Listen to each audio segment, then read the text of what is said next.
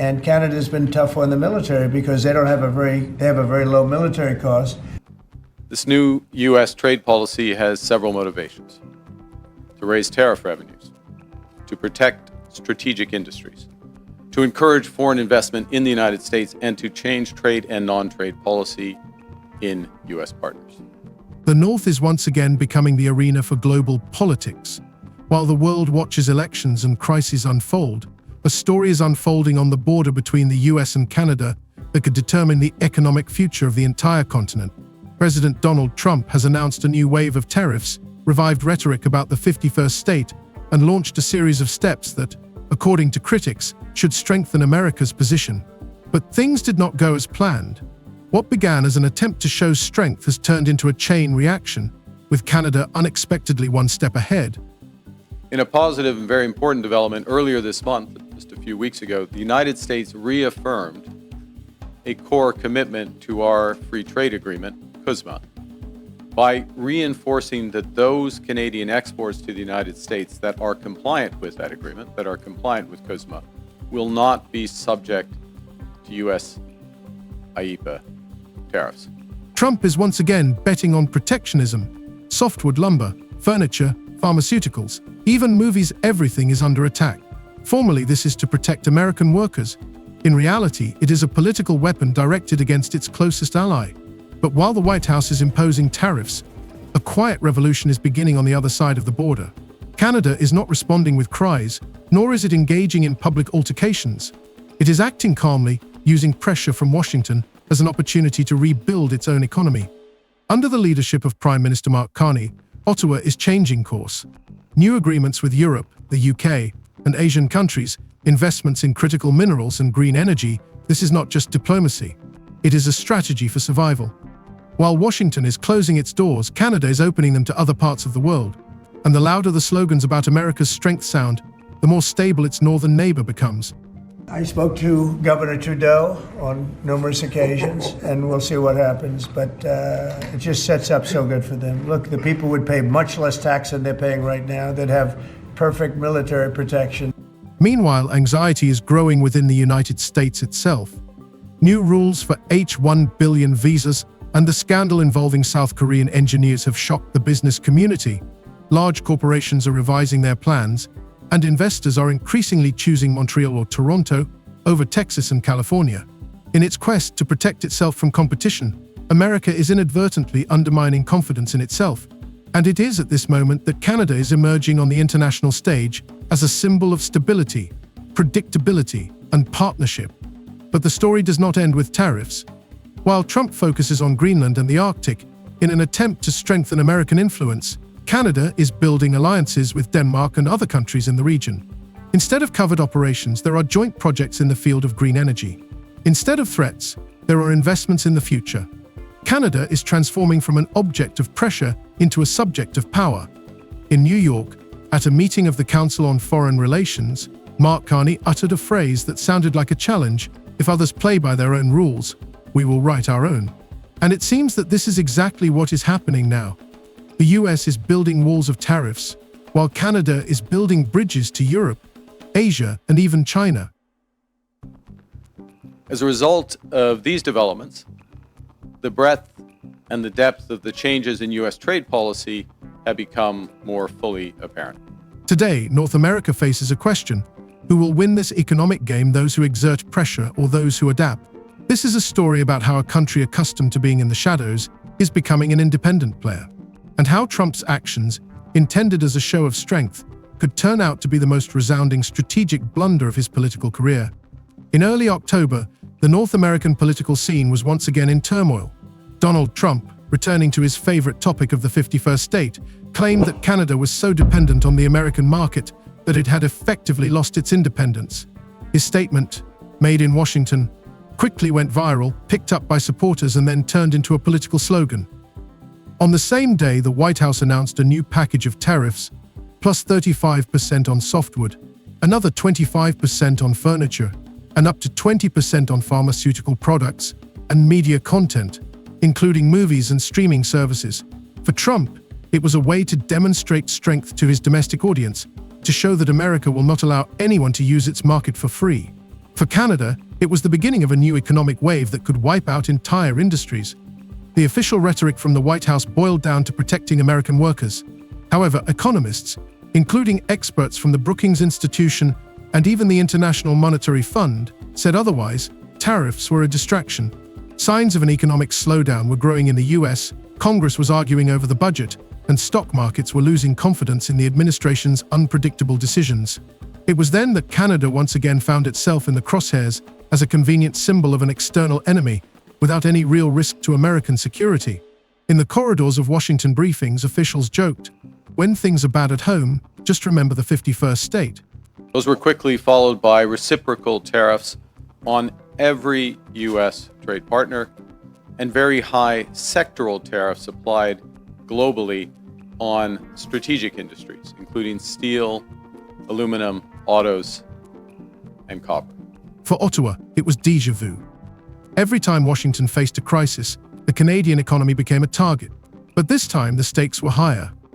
The timber tariff hit not only the forest regions of British Columbia and Alberta, but also American builders, for whom Canadian lumber was the main source of supply. According to the U.S. Home Builders Association, the price of an average home rose by $9,000 in just 3 weeks after the tariffs were imposed. The statistics were so telling that even several U.S. governors, including those from northern states, publicly criticized the White House policy, saying it was hitting its own people. But Trump did not back down. At a rally in Ohio, he said that Canada has taken advantage of America's generosity for too long. The audience applauded, television broadcast it, and ratings rose. And although professionals understood that the economic effect of such steps was more destructive than beneficial, the political calculation was obvious.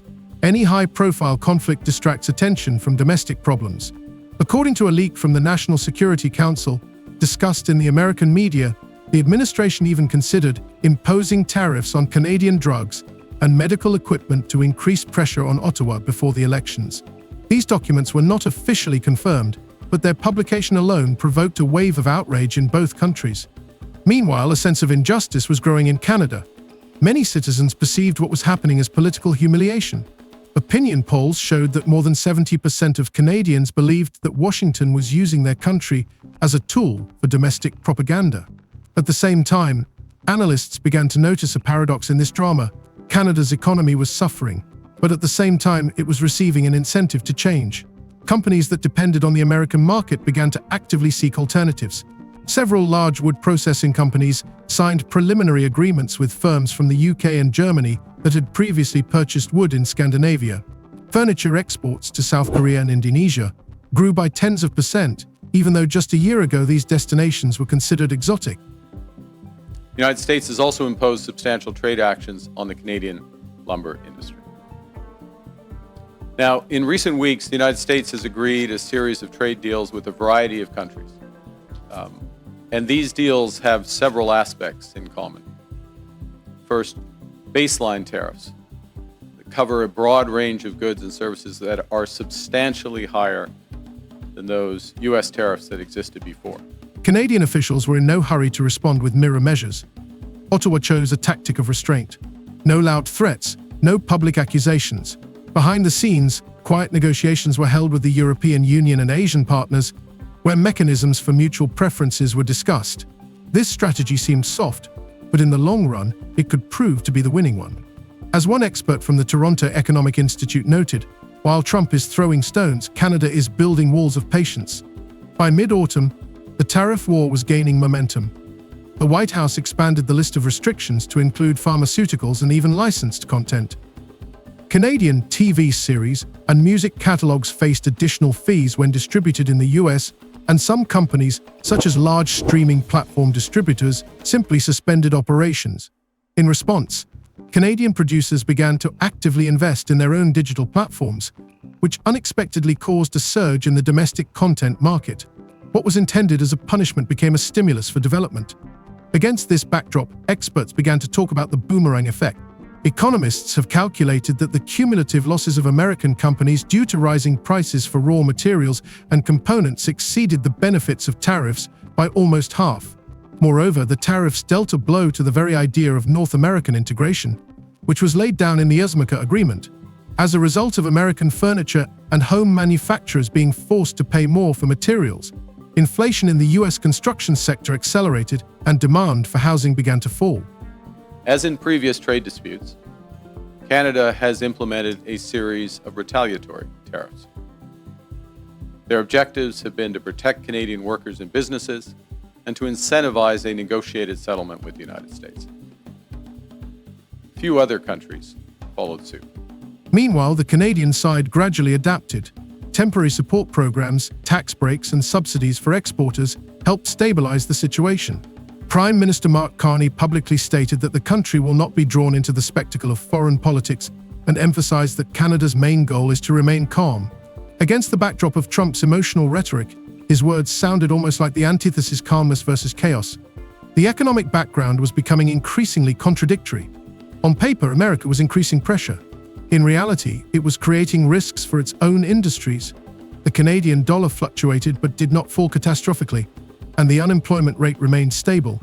Even in affected regions such as British Columbia, large companies began to shift production to the domestic market, which partially offset the losses. For many Canadians, the crisis became a moment of national unity. It gradually became clear that Trump's strategy was bringing him political dividends, but was economically damaging on both sides of the border. The American media began to write about a self-inflicted blow when protecting jobs resulted in job losses. Layoffs began in some US industries, particularly furniture and construction. Major developers sent letters to Congress demanding the cancellation of tariffs on wood, pointing out that they were causing housing costs to rise faster than people's incomes.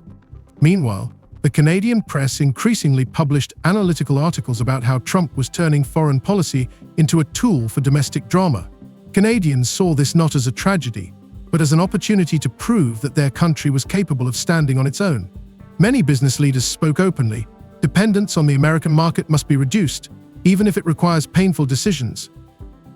And to these ends, the United States has announced a series of trade actions. Those began near the start of this year with the so-called IEEPA tariffs against Canada and Mexico based on U.S. concerns about the border and fentanyl trafficking. Thus, the first 2 months of trade tensions turned into a lesson. America, in its attempt to assert its leadership, showed the world its vulnerability. Canada, under pressure, found in the crisis a reason for restructuring, and although on the surface it all looked like another round of political theater, a shift was taking place within the continent. The US's northern neighbor was gradually ceasing to be a quiet junior partner and beginning to develop its own economic immunity. The irony was that it was Trump's rhetoric, his loud statements, and his demonstrative tariffs that set in motion processes in Canada that could change its role in North America for decades to come. Under pressure from external forces, the country began to build internal resilience slowly but surely. And when the next round of tariffs leads to new losses, history may remember this moment not as humiliation, but as the beginning of a new course. In fact, the average U.S. tariff rate on the world has jumped from just over 2% at the end of last year to almost 16%, 8 times higher. 16% currently. When the dust from the first trade blows settled, Ottawa began to realize that the confrontation with Washington was turning into a new norm rather than a one-off episode. Prime Minister Mark Carney decided that it was pointless to respond to every outburst from the White House. Instead of defending itself, Canada needed to rethink its role in the global economy. Behind closed doors, ministries began work on what would later be called reorientation. The essence of this was to turn external pressure into a tool for internal renewal. In August, Carney held a meeting with key economic advisors. The minutes of these meetings were not published, but it is known that 3 priorities were discussed: energy independence, diversification of export destinations, and protection of high-tech industries from American fluctuations. The first results appeared a few weeks later. The Ministry of Finance announced the preparation of a budget in which, for the first time in a decade, it was planned to increase spending not on social programs, but on industrial transformation. According to CBC, the meetings even discussed radical measures: the creation of a resilience fund that would compensate companies for losses from American tariffs, but with the obligation to use these funds to invest in new markets. Those trade deals with other countries also have limited or no relief from those sectoral tariffs in those strategic industries such as steel and autos. They include substantial commitments by the U.S. trade partners for investments in the United States and significant unilateral trade liberalization measures. Many observers noted that Carney was acting like a former banker. He saw the crisis not as a threat, but as an opportunity. Instead of the usual statements about restoring justice, he focused on forming a strategic alternative. Since the end of the summer, the government has been actively working with European and Asian partners. Canadian delegations visited London, Berlin, and Jakarta, where negotiations were held on reducing tariffs and opening markets for Canadian goods. While the American administration spoke the language of sanctions and duties, the Canadians offered partnership and stability. For the first time in the country's history, negotiations on new trade agreements were conducted simultaneously on 3 continents. Particular attention was paid to critical minerals nickel, cobalt, and lithium-containing ores which are necessary for battery production. This is where Canada saw an opportunity to strengthen its position in the supply chains for the electric vehicle industry. At the government's initiative, the Northern Core program was created, which brought together provinces with deposits of rare minerals and provided tax incentives to companies investing in the processing and transportation of raw materials. A few months after the program's launch, the world's largest automakers announced their intention to open research centers for the production of battery components in Ontario and Quebec. These steps were not just a response to tariffs, they symbolized the formation of a new industrial logic in which Canada ceased to be a raw materials appendage of the United States. However, another process was unfolding in parallel, one that was far less strategic but no less destructive. An initiative with the grandiose name Trump Gold Card was launched in Washington. Under the guise of an accelerated citizenship program for $1 million, it was accompanied by the introduction of a new $100,000 fee for H-1 billion work visas. At first glance, this appeared to be a step to protect the American labor market. In reality, it was a blow to innovative sectors where the US traditionally depended on the influx of foreign specialists. In Canada, this move was seen as a gift. Just 2 weeks after the new rules were announced, the Immigration Ministry simplified the visa application process for engineers and programmers from abroad. Offices of companies previously based in Silicon Valley began to appear in Toronto and Vancouver. Several large startups publicly announced that they were moving their headquarters north, where the rules are clear and where you don't have to pay a penalty for talent. In a positive and very important development earlier this month, just a few weeks ago, the United States reaffirmed a core commitment to our free trade agreement, CUSMA, by reinforcing that those Canadian exports to the United States that are compliant with that agreement, that are compliant with CUSMA, will not be subject to U.S. IEEPA tariffs. The situation took on a symbolic tone. America, in its quest to protect its borders from competition, was driving away its best specialists. Canada, on the other hand, has become a refuge for those seeking stability. According to data published by Bloomberg, the flow of applications for Canadian visas for STEM specialists increased by 46% in just 3 months. Some analysts even spoke of a new technological migration.